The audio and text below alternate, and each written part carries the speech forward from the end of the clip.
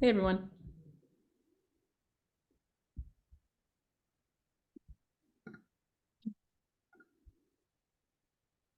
Okay. So maybe then, maybe we can get started, and Raisa, I will pass it over to you. Thank you, Alex. We will begin with the land acknowledgement. We are situated on Indigenous lands of many First Nations. The sacred land has been a site of human activity for over 15,000 years, serving as the home of Indigenous peoples and nations long before the colonial documentation of time.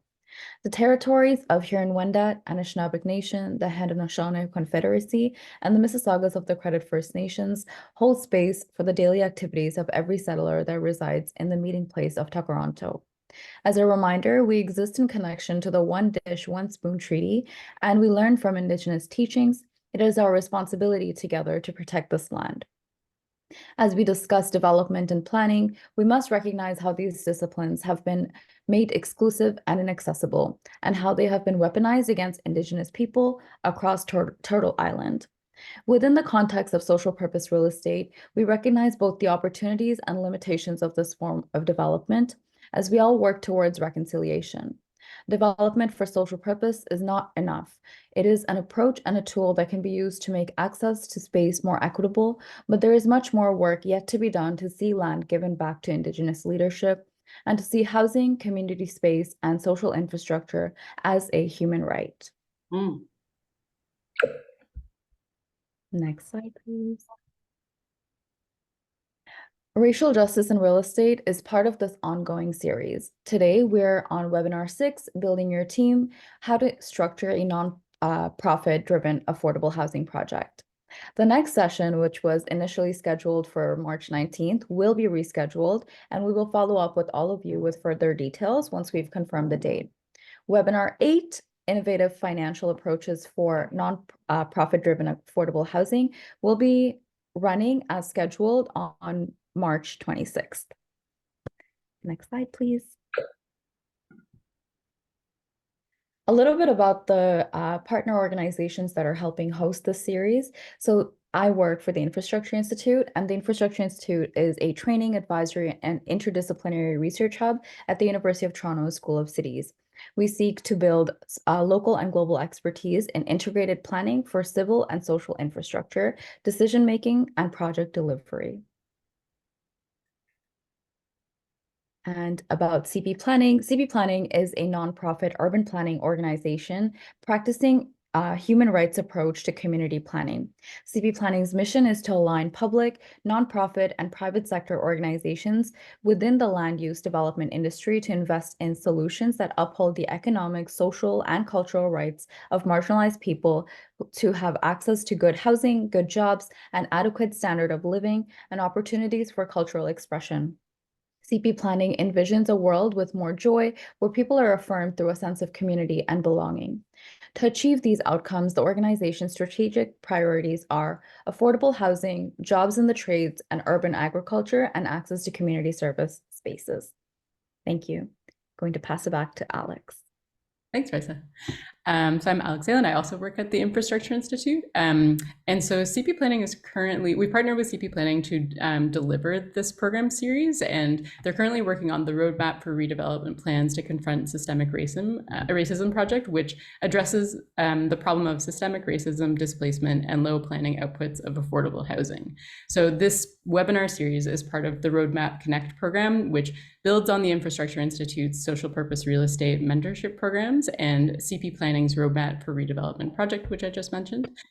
So what we're doing through the partnership is trying to facilitate and support nonprofits led by racialized people and working within racialized communities to successfully pursue and implement affordable housing development programs.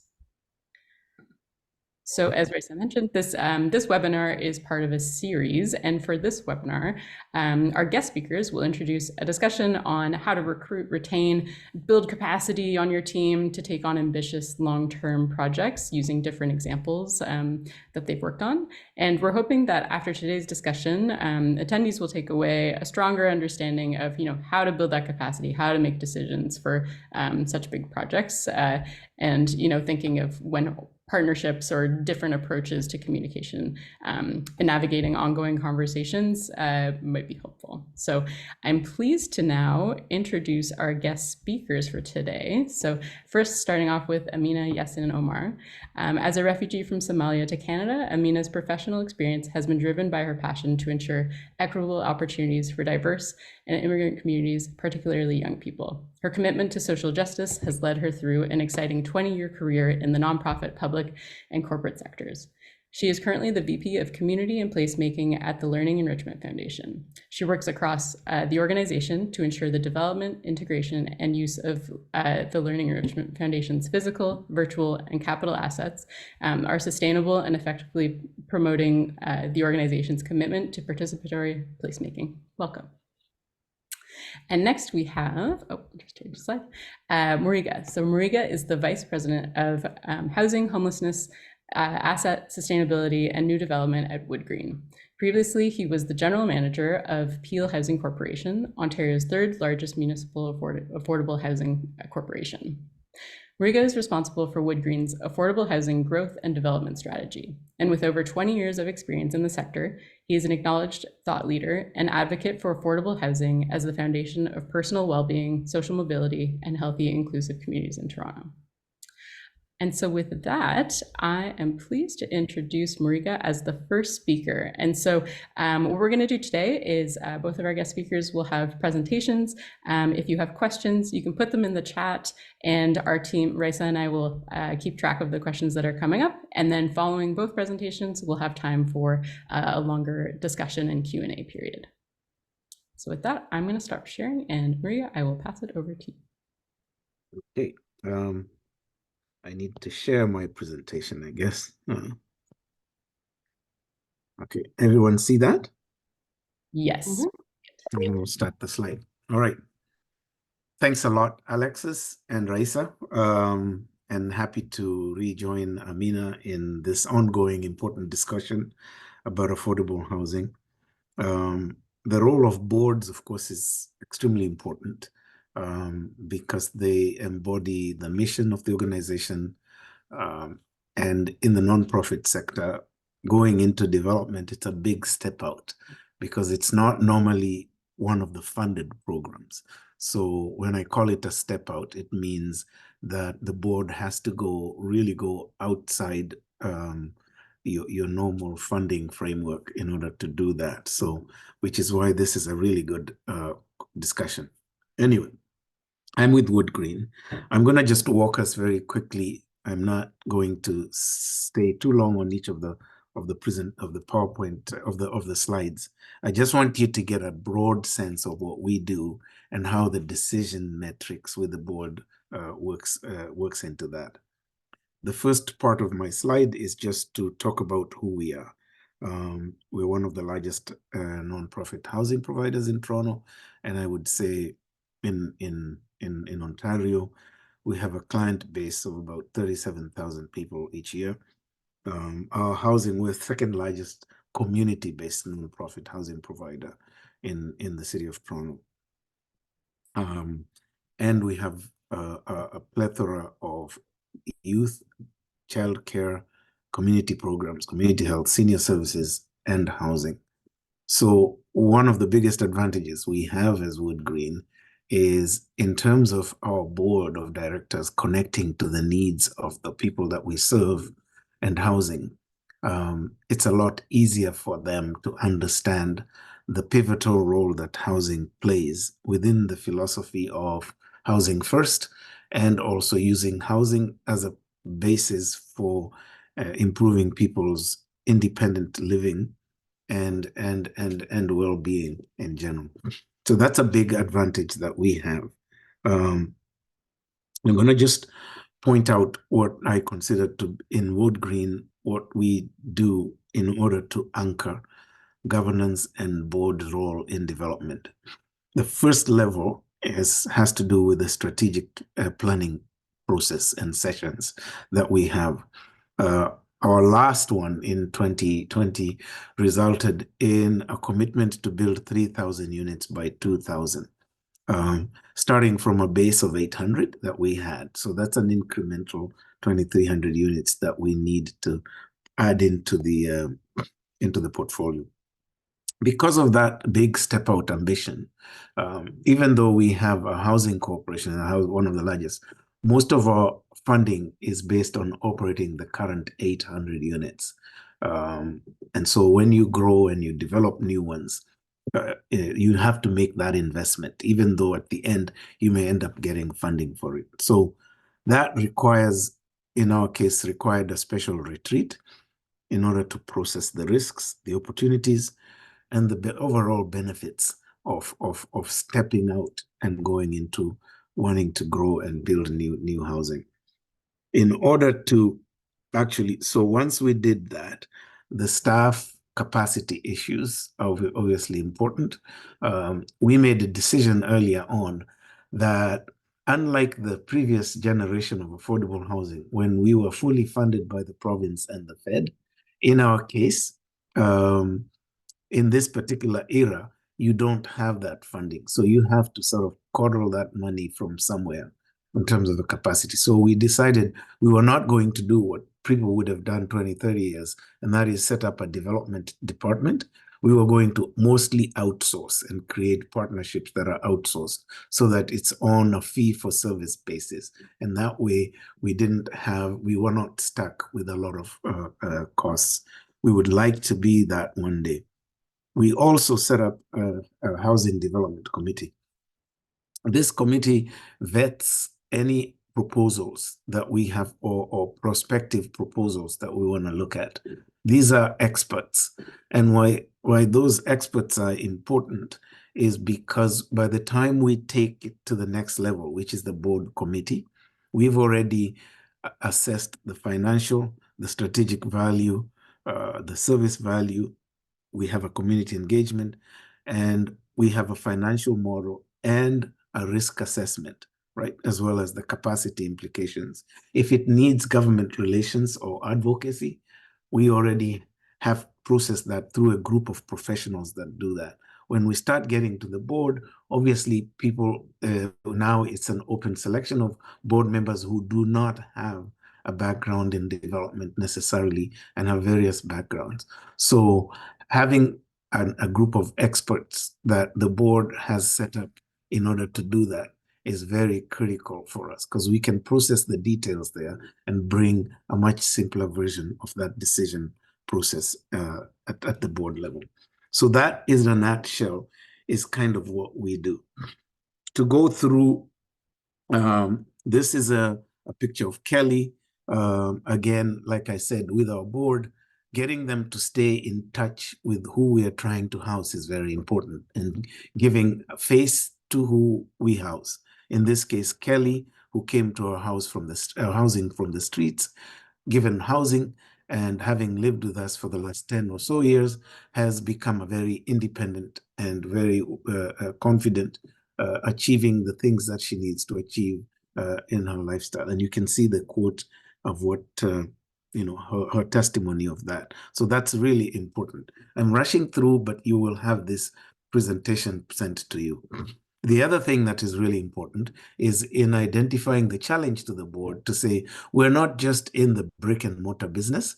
We have to be able to stay within the affordability context. And as you can see, the market here, low market rent turnovers, high construction, and even more important as well, the amount of money that the people that we want to serve are given for rent is not enough to meet the actual construction costs and the actual costs for rent that justify development. You can see the difference between 700 and 1,200. These are some of the challenges that are very unique. If you're a private developer, you set your rent based on how much it'll cost you, even for purpose, to build it. And that's why you see these rents that are $2,300 for, I think the average rent was announced today to be like in the range of $2,300 rent. It puts there's people paying $2,000 for one bedrooms and so on, and north of that. But we can't do that. So that's the extra conversation we need to have with our board. At the retreat, we came up with a strategy that the board endorsed. It says, so we're going to get there using 3 methods. We're going to acquire, we're going to do partnerships, and we're going to do new development. Again, I'm not going to sit there. And that gives it a breakdown of how we get to the 3. Here's a much more detailed sort of pipeline development so that they know what to look forward to. And every month, when we have a housing development committee meeting and we have a board meeting, we update them, and these numbers change in ratio so that we keep them in touch about the progress and the milestones towards that 3,000 goal. The other important piece for the board to understand is the financials. And here I just took out one model of a pro forma for a project we've already completed on Gerrard Street, 5-story, 36 units. What they want to know is, where are we getting the funding? So we break it down to CMHC. What's the grant proportion? What's the city proportion? And how much equity do we need? So the sponsor equity is what we say to the board. You need to find a way to cough up to bring this out of the reserves or whatever other philanthropic sources we have. And then we provide the details of how it's going to be costed and how it's going to be used and the rents that are going to come out of that. And as you can see, it's within 80% average market rent. And then we have a plan with them and we say, but we are also in conversation with the city to have rent supplements so that those rents by the actual individuals we serve come down. So that's the kind of financial risk conversation and de-risking process that we have with the board. And as you can see, it's a very simple chart. We try and make it not complicated. If you have if you've seen a pro forma, it has like 100 lines with 100 this and that. So this is an example of what we do. This one is we were fortunate because it was fully funded through the City of Toronto. It was actually the federal government, but we did have to buy the land in the church with the church. And again, having that conversation with the board and presenting a business case. And I talked about earlier, what is the strategic value of buying this land? When at that point, we were not even sure. What is the prospects in terms of what is it that we want to do with it? We want to create it as a place that is a hybrid community space with the church, as well as housing in the back, making that case very clear for them to invest $3 million, which they did 5 years before we were doing that. Because part of the argument is if you're going to have a pipeline, you better have land ready early enough in order to do that. And then this is the other way that this one is a lot easier. Acquisitions are a lot easier through the Mura Fund because for the most part, as you can see from the bottom, 3/4 of the funding is coming from the city in the 7.8. And then we have to convince the board that we can carry the mortgage with the rents that we are charging at 80% AMR. And then again, negotiate like we've already done for this building, additional rent supplements for us to be able to house people from the city's waiting list. So all those things have to come back to the board. I talked about some of the examples of the development that we have. But also, as we have grown, becoming more confident and bringing back to the board that we're also involved in innovation as well. People like to see that you're growing and you're stepping into this. So the church, that hybrid church, the modular home that we leased from the city, all those things are part of what you use to build. Here, we talked earlier about an equity gap, that sponsor equity. And what we're doing is developing new solutions so that the board can have confidence that we're trying to figure out ways to solve the financial problems that underpin. And I'm excited to say that we just got $1 million, one of the TD Challenge Fund recipients. I think it'll be in the papers tomorrow, to try and develop a model for an equity fund for nonprofits. And this is kind of what we submitted. in that process. But what we also try and show our board is how we can use the money that we have to multiply the impact and build not just 3,000, and that we're building models that the city will be able to benefit from in getting to the scale and much more larger sort of outcomes for housing at a sector level. I'm going to leave it there. I'm ending with where I started around really getting the board engaged in very specific, honest discussions, and having a mix of experts there doing retreats and getting them to have that buy-in, and then creating structures that help accountability for us who are doing the work to the board and continue to build that confidence. And then, it's a risky business. So, but once you have that confidence together, it's you're good to go. But always keep your mind on people are going to be very risk averse about doing development because it's not part of our DNA. It's not part of our core funded programs. And that's the fundamental bridge that you have to bridge with the kind of things that I've pointed out here. I don't want to take any more time. We can do discussions and Q&A. Over to you, Alexis and Raisa. Thanks, Mwarigha. Thanks so much for this presentation. And I have to say, like, just seeing the table that you provided, like that simple chart, and just that overview of like how often the committee, is faced with decisions and like reviews the process is really inspiring and something that like I know a lot of the groups that we talk to want more information on. So just like seeing that is really, really helpful. And I think maybe we can just go to the two questions in the chat just for now. And so there's a question from Jennifer: is fundraising the main source of equity for Woodgreen's projects? Yeah, fundraising is one of them. We have the Woodgreen Foundation. So that's one of them. We've been able to use some creative ways of doing it. So I talked about the church and the 3.5 million. In effect, it wasn't actually that much, because what we also did is we agreed with the church that they would be able to keep some space. They'll have offices, they'll have a sanctuary. So that brought the price down. And it's just being able to, so it's an example of where we co-partnered with the church in order to make the equity piece come back. So it's through ways like that. But as you can see, we're also now thinking we need to go into some other ways of raising equity, which is what that research and development money to pilot an equity fund is going to help us, because the organization cannot carry that ambition based on what it gets from the funders. The funders serve us to do, the funders provide us money to do the service delivery.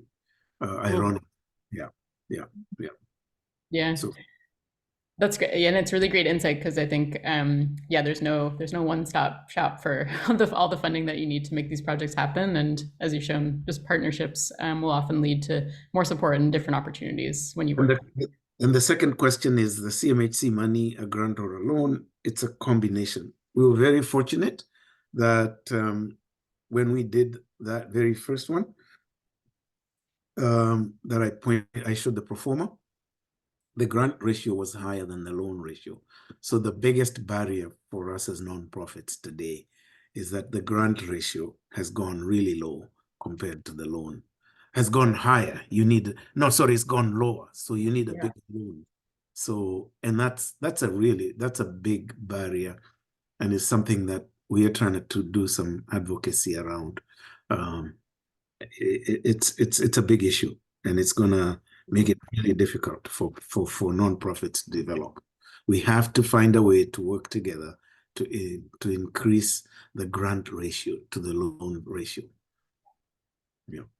Government needs to quadruple its investment in affordable housing if we're meant to carry that burden. I couldn't agree more. And it just and what's interesting is that when they first started there, and we were one of the first ones, they did have a significant amount of grant.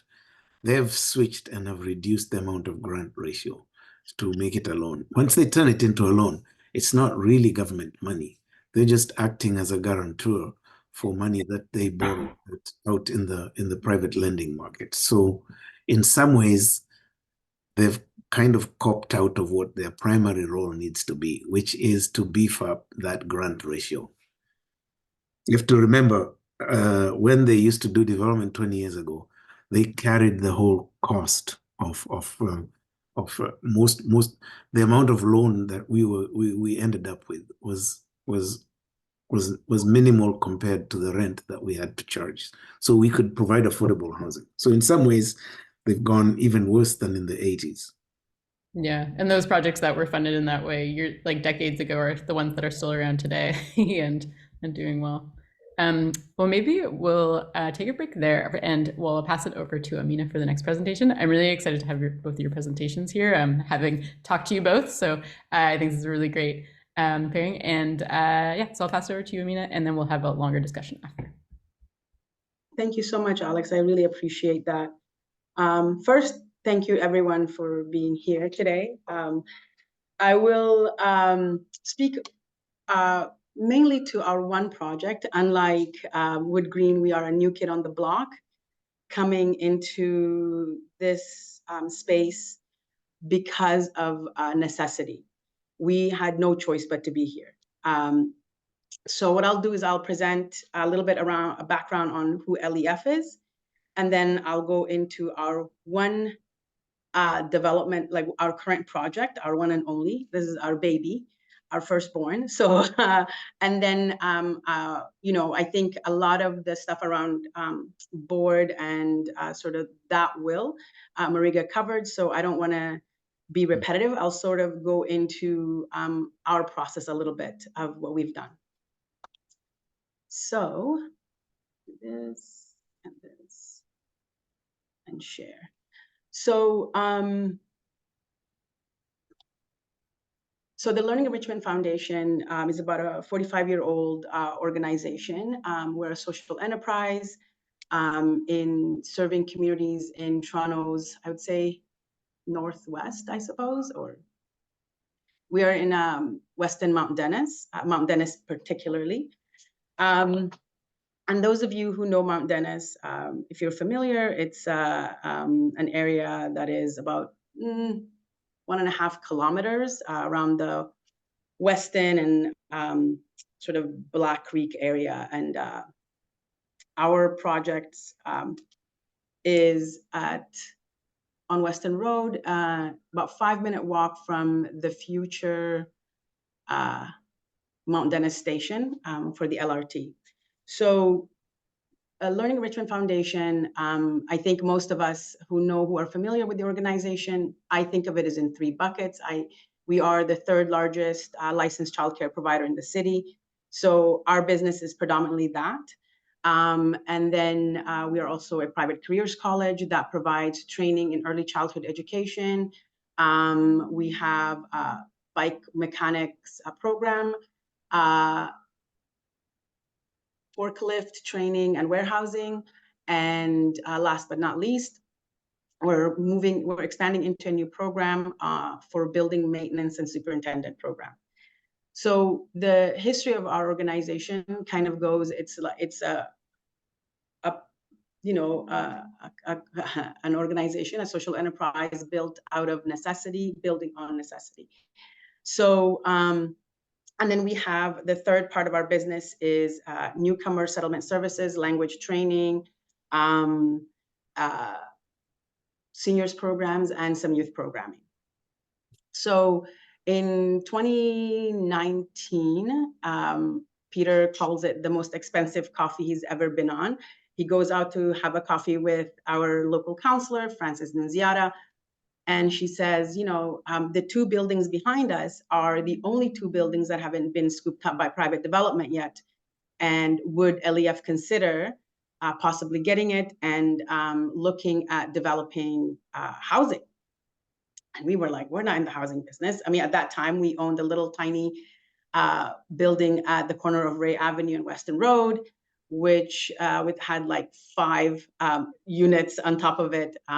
But true to form, they were like, okay, we saw that opportunity, and then came back to our board and said, hey, like, this is what's happening. What do we think? And we generally have a board that is, like, I like to call them the trifecta. It is we're very audacious, it's entrepreneurial, and prudent. And I think those are things that you require to have sort of a board that isn't so risk averse. And I think that Mwarigha touched on that, like how the number of times that you need to engage with your board as the people who have the highest fiduciary responsibility for the organization outside of our senior leadership. So, and with that came a special decision that they had to make on selling our existing asset, which was our little building, and purchasing the 3 lands that 1240, 1246, and 1250 Weston Road, and having it rezoned and going into that sort of development process. To that trifecta, now we add naive, because I think that it takes a level of courage and naivete to get into the housing development business, especially right now. Again, as my colleague Mwarigha mentioned, with the reduction of government grants and the increase in construction costs, it has been nothing short of miraculous that we're able to even move into this space and still be considering it. So for 2 years or so, we got involved in trying to get the place rezoned. And again, going back to our board to say, hey, we're including a new level of complexity to our existing business. We've been a childcare provider for 35 years. That's the business that we understand. That's the business that sort of makes us money, that is able to let us do community building, especially focusing on economic development. But we cannot do those things without also addressing this giant gap in the housing market. So with that comes the commitment to say, okay, let's check out the quilt and what the quilt could look like. So in current condition, it is one of the largest affordable housing projects in the Open Door pipeline. So, we got our zoning December 23 because we were able to work so closely with our city folks, city planning, and the different divisions to bring really to fruition what is a very ambitious project that is 14 floors, mass timber building with 175 residential units. We're looking at a mixed income, 100% affordable building. We are also in our proposal is 2 floors of community space totaling about 30,000 square feet, because for anyone who's on the call who's familiar with LEF, we are currently at 116 Industry Street. There's about 73,000 square feet of space. We have a childcare center. We have all kinds of things that happen out of this space. It's a space of entrepreneurship, really. It's a lot of social enterprises that run out of here that are co-located with us. So we needed to have a space to move into as this lease ends. And we didn't want to build a project that didn't have community benefits at the heart of it and have large community space, because in our current place, we are the largest gathering space for folks in Mount Dennis. And so we wanted to have another space that we could do that. And then we wanted to have 1 floor of affordable retail, because with this project, the 3 biggest priorities and the directions that the board has given us is to address 3 main issues within Mount Dennis right now. It's affordability for housing, lack of community infrastructure, and we're losing about 120,000 square feet of community spaces right now, and business displacement. So the displacement levels are at a very high level. And so it is, I guess, those of us that are in community development know this very well. I feel like oftentimes it's the punishment for advocating for the right thing. What Mount Dennis is far away from, we didn't have a lot of very good transit infrastructure. So community gathers, advocates for that. Now we get all this transit infrastructure. We have the up, we have the go, we have so much connectivity, but with that came absolute displacement in one of the most affordable areas in the city. So with this project, that's one of the other things that we're trying to address is this, what happens next in the next 30 years when we have 30,000 new residents that come into Mount Dennis? Where do the existing people go? And when we don't have that much affordability to begin with. So again, like I said, for us, it was making sure that we wanted to build a community that understood community first. And then like for us, housing wasn't the first thought. It's always been community first. And that's really at the Quill's heart, is that community first and then housing next. So, so I'll move on. Sorry, guys, I just keep jibber jabbering and forgetting to move along. As you can see, these are just some of, I wanted to share some high level stuff around what's happening in Mount Dennis.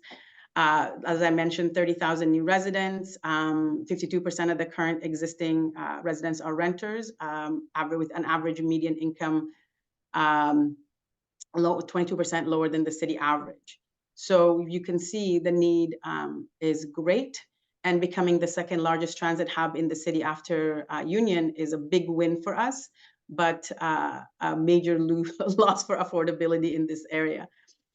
Most of the folks that are currently looking to build are still, sort of struggling through the tribunal process because they want more density, and that comes with its own challenges.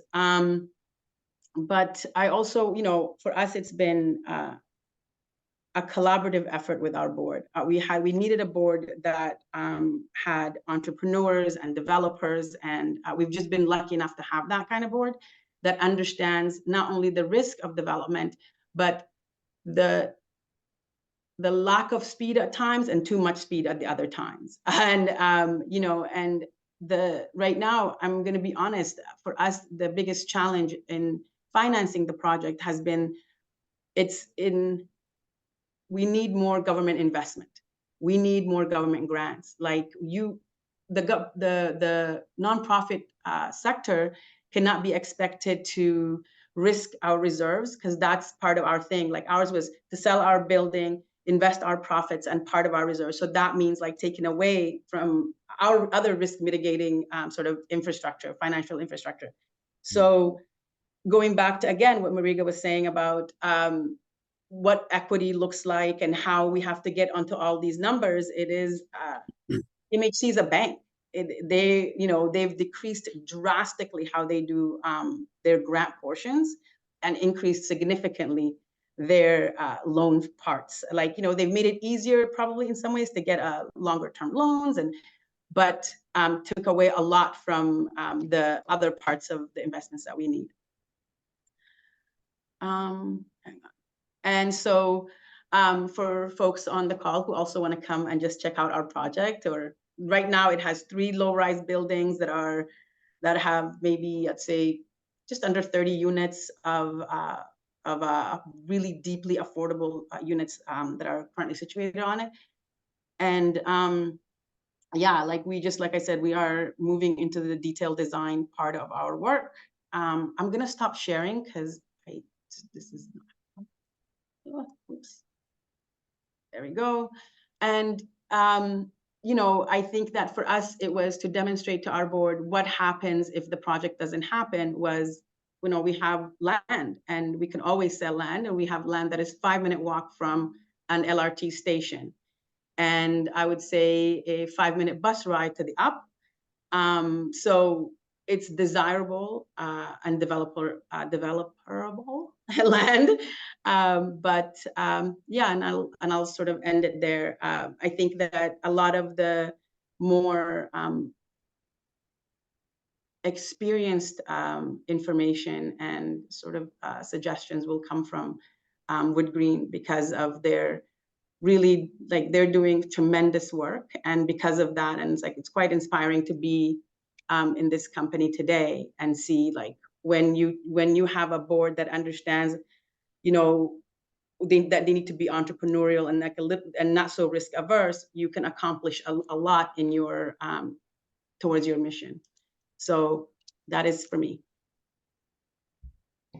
Thank you so much. Thank you guys for listening. Thank you. And thank you so much. And I think like, yeah, just like all of the context that you've provided for the project too is so interesting. And it's really inspiring to see the work that's being done and just to hear like, you know, how the team is structured, like, you know, that it has been a challenge, but that, you know, the team is on board with addressing or like working and committing to this project because you know that it's needed is really inspiring. I wonder, so in terms of like, just comparing to what Mwarigha was talking about too, in terms of like monthly check-ins, like using like a table to provide like information for the committee to approve. Like, how is the structure of your team different from that, or is That's it? great. Quite different because of like I said, because we are so at the beginning part of this venture. So we do depending on sort of the need, we do quarterly presentations on the quilt or like updates on the quilt. That is usually done along with our project team. So you know, LGA is our our architects, Galadki being our planners, Turner Construction, our construction company, and Sonder Bloom has been our project management company. And so we do updates on the pro forma. I started on this project, I'll say, in all honesty, about 2 years ago, and our pro forma has increased about 35-40% because of construction costs. And sort of, I feel like the longer we wait, the longer that's going to happen. However, for us, it's been just to demonstrate to our board is really concerned right now with operations. And I think that, you know, because we are at the sort of capital stacks and so how to get financing for the building. But for us, though, we have to operate this building for as long as I can think about. So like assume 50 years. We needed to sort of hit certain things. That's why we went with mass timber rather than not, even though it would be slightly, not by much, slightly cheaper to build a fully concrete building. Maybe having less community space might have been better, but we needed to create other avenues of revenue. We needed to create a place for communities to gather and for folks to get together. So we wanted to have a residential building, but that also had supportive services for our residents. So we have we're going into this with like a partnership model, not unlike many, like I'm sure a lot of you guys are familiar with like St. Clair's. I'm sure that Woodgreen has the same thing. Sort of you have partners that come in and then they, like the residents, they manage sort of the residential, some of the residential units, but also have spaces in the office and to like, you know, sort of provide support services for clients. Right now, we're about 6 partners in, I think. So we have partners in the residential tower, but we also have some partners that are just programmatic partners. As I had mentioned, we're also losing a ton of square footage in community services and social services, including healthcare services in this area. It's quite stark, actually. It's astonishing that, you know, that there aren't a lot more projects doing that, looking at not only affordability, but also what social displacement looks like from using a different lens. So all that to say, it's an ambitious project, but a necessary project for us. Yeah, and I appreciate that. And it's so tied to like you know, you could have just focused on building more affordable housing, but like the way the organization has been operating, like those community spaces, those services, those training spaces are so essential to the model, it sounds like. So it's interesting to hear. And, you know, this series and like the programs that we're running are focused on affordable housing, but that includes mixed use projects also, and acknowledging that loss of community space as well. Okay, so just to comment on that, and I think Amina may say a little bit more. It gets harder when you have a building which has that kind of higher ratio of community space, because that's a whole different funding program. So you Yeah. lose a lot of the affordable housing benefits that work into your equity through development charges exemptions and property tax exemptions. Those things now are kind of off the table unless they're negotiated differently. And also from CMHC as well, those are considered commercial, so zero grant kind of square footage, notwithstanding that they are not going to be used for commercial purposes. So in your pro forma, you have to show rents for those spaces that meet your actual meet the pro forma for a commercial entity in that part. As you know, most of the community agencies that we work with, they couldn't afford those rents. So it gets really tricky about how you're going to account for the difference between what you have to show in the pro forma is the true cost of the commercial space versus what you will eventually charge the tenants. In the social housing component, you can always close that gap with rent supplements, but there's no rent supplements for the commercial, for the nonprofit, your partners. There's no, they have to come up with that amount of money, and so it's the pressure is on everybody to make this. Yeah. Mm-hmm.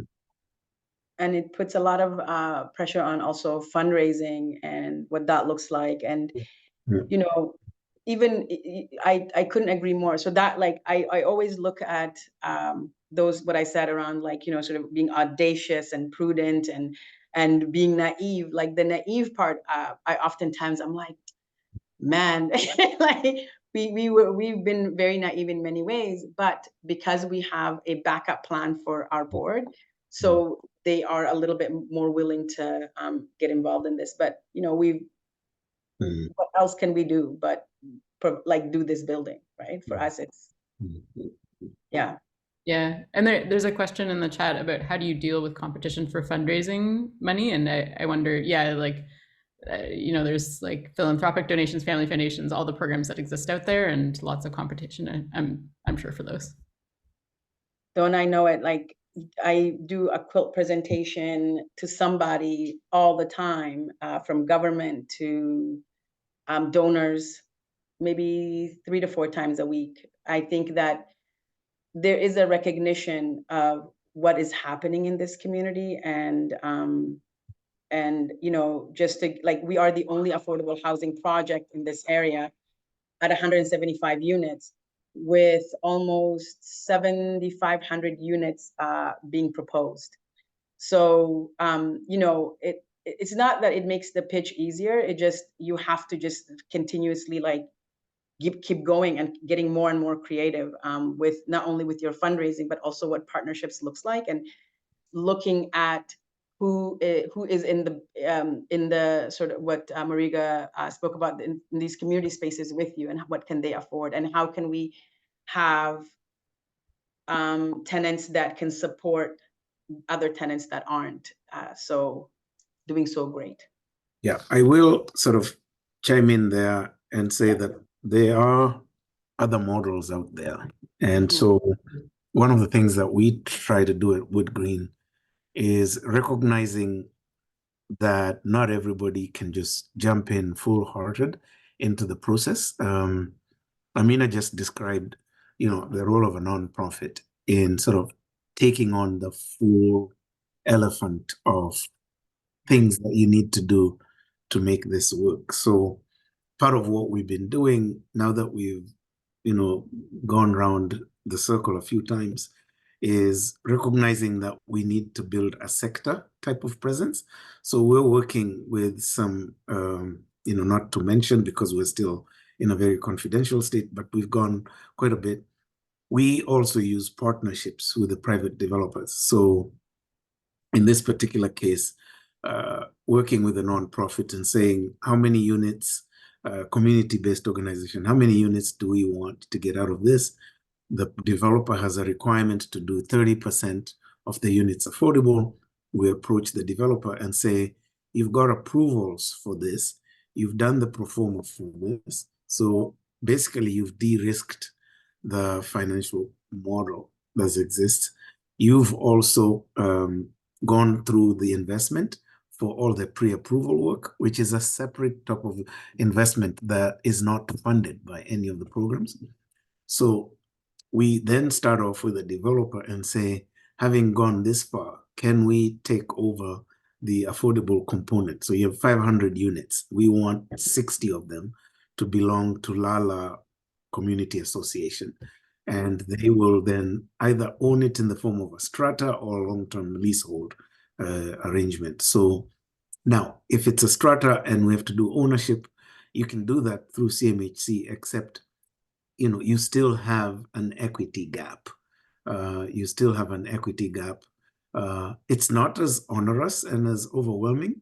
The biggest barrier we have, and I'll be having a conversation about this, of course, is the current funding program is so boxed up that when you bring unique partnerships like this, it's like, none of our boxes fit into this. So you have to go into a whole advocacy kind of thing to do that. And it's not like you're asking them to give you any more money or any less. It's just for these two departments to work together. So there's a little bit of work to be done there. Hopefully we make a breakthrough in the next month or so, and we can bring to to this group and everybody else another example of how we can work with other community organizations. Because the more of us that come into this game and occupy the landscape, the more voices we have, and the more voices we have, the more leverage we have in terms of influencing changes at the city, changes at CMHC, and also attracting donors for philanthropy. So just another example of how we can help people. So now the conversation with their board is very different, right? Yeah. It's not, they don't, that whole notion of being jointly and severally liable, which essentially means if the project fails and the corporation doesn't have enough money to meet the obligation, your personal assets are also in danger. That's really where the risk is for a lot of people. I was telling a joke yesterday that 20 years ago, when I first left school, I left university and I thought I want to get into this development thing. We went and joined a board for a project that somewhere down the road got into trouble. And the ministry said they were not going to bail us out. So the clause of severally and jointly being liable as board members was a very true thing. And for a while, they left us out there as a board to potentially dry. And all I could think of is I had just come out of college. And, oh my gosh. And fortunately, I didn't have a home for them to take. I bought a new car, right? And all I could think, oh my God, they're going to take my car. Huh? So fortunately, we negotiated and the ministry actually put in $1 million+. It was a significant amount of change. But, when I look back, that's the position that the board is in when it's making these decisions. Yeah. They have to take seriously that at some point, the liability is also at a personal level. So we need to be understanding of that. It's not that people are just resisting, and being able to do the work that we need to do to assure them that we're doing the right due diligence in bringing these projects forward. We have consulted deeply with the expertise that's out there, and we've got plan B or exit plan A, exit plan X in case things don't work out. And that, we are doing it incrementally so that we're not throwing in all the resources, so that when the risk plays out in a negative way, it's much more minimal than, the whole thing coming apart for everybody. So it is a risky business. So, yeah. Thank you for sharing that story, and I'm happy that it had the good news is I kept my car. Oh my hey! God. That is very good to hear. That would be so heartbreaking. Graduate. But I think that, there is a thing that this speaks to for me further is there's been a lot of requests coming to us to say, sort of how do we do some capacity building work with Black and Indigenous organizations that are looking like, to me, I'm like, well, you have to get, there has to be a larger investment. It's not only like, is there capacity? I think that even if organizations have land, it's not that. That's like I think to me anyways, my experience has been, that's the easiest part, is the land acquisition of things, right? It's the harder parts is actually putting a building on this land. Like, and recognizing that like the amount, that's the riskiest part of this conversation. So if there is a desire for not only just talk, for equity deserving groups to be in this space, I think that the approach of government has to be different than what has been, oh, this has been always us, and now like we're in a place where we're decreasing government grants and increasing loans. And so everything is just so highly leveraged all the time. And so there's only so much that you can do within those for communities that aren't really haven't been here generationally, and amassing even within the wealth that exists in nonprofit, right? So yeah. And that's a good point, because there's organizations which have got generational wealth and who already have assets that are worth a lot but no mortgage, so they can refinance and get money out of those to put into equity. But for most community organizations, and in our particular case, we're working with a Black-led organization, that stuff is not there. And one of the things that tomorrow we have a meeting and discussion, and one of the advocacy points, just to put it out there, is back last year, after, is it a year or two now already, after George Floyd's death, they did a curve out for Black-led organizations. And I think it also extended to organizations that, want to house people who are highly disadvantaged. And they give a curve out. And the essence of the curve out was it would have a 40% contribution. Well, they've just rebranded the affordable housing, a national co-investment fund, into the affordable housing fund. And they've gone really silent on that curve out.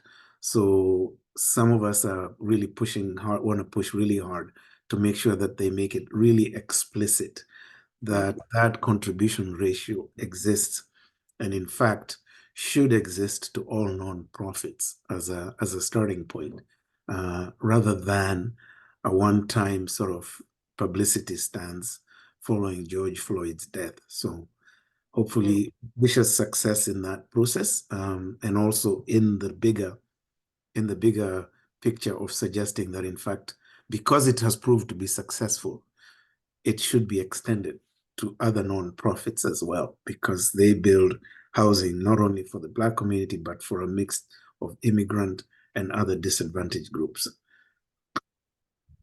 Thank you.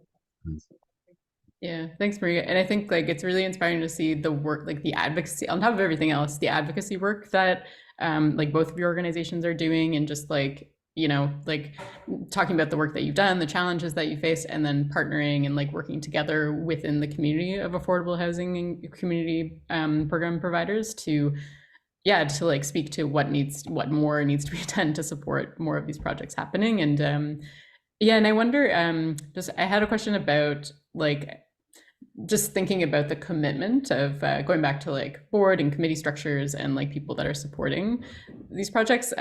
Like, how do you deal with like turnover of community members, board members, like people that are working on these projects, knowing that like such a long-term commitment is needed, in order to make them successful?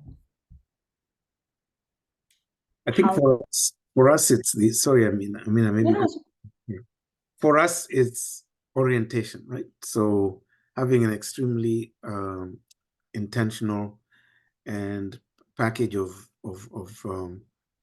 orientation, taking the particular individuals that are new on the board, and in a way just redoing the steps that you did when you're doing the strategic plan, the sessions, and pointing out the journey the board has taken, the de-risking decisions that have been taken along the way, and really just bringing them up to that point in a very sort of individual special way. You do not want to wait until there's a board meeting and there's a decision and you haven't done that, because that person will put you back in the questions that they're asking to day one. And sometimes when people take off on that road, pulling them back again is a problem. So yeah. I just want to underscore that, like, the sort of the need for priming the board consistently, like just sort of letting them know that this is, and we've thought about all these angles, this is who's at the table, and sort of because, and those of us who work with boards know that it takes really only one person to get things shaky.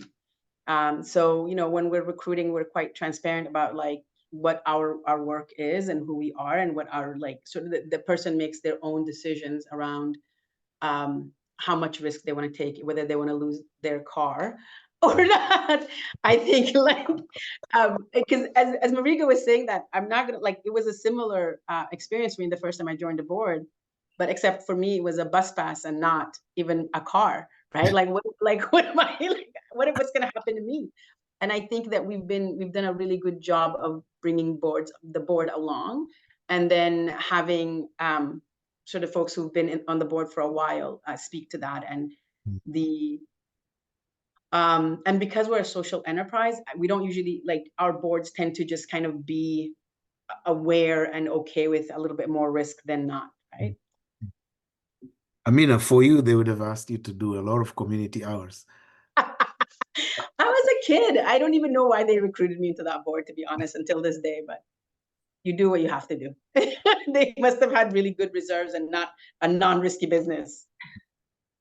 No, I think that's great. And that's really interesting insight. And yeah, I mean, I think like it speaks to also just not having one or two people leading a project. You know, you need like a full team for, you know, in order for it to be successful, and for capacity, and like to distribute the workload and like the risk management aspect of it. And then also for succession planning and saying like, well, people need to be able to leave, because if you're developing a project where everyone that's currently involved needs to be there for it to be successful, you know, that's kind of a red flag for any kind of work.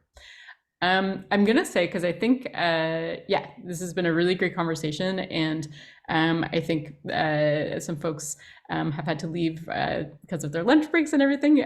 But I think I want to just take a moment and say thank you so much to both of you for being here and for engaging in this discussion. And I think this is a really valuable recording and lessons learned that we can share with groups that we're working with. And I really hope that we can continue this conversation another time too. And yeah, keep on sharing your experiences with groups that are doing this work. Thank you both. Thank you all so much. Right. I'm Mwarigha. I'll see you again soon. Bye, friends who are on the call. All the best, everybody. Keep up. I mean, with all the issues and risks we talked about, it's still a worthy cause. Absolutely. Here to that. Yeah. Thank you so much. This has been really great. Bye. Yeah.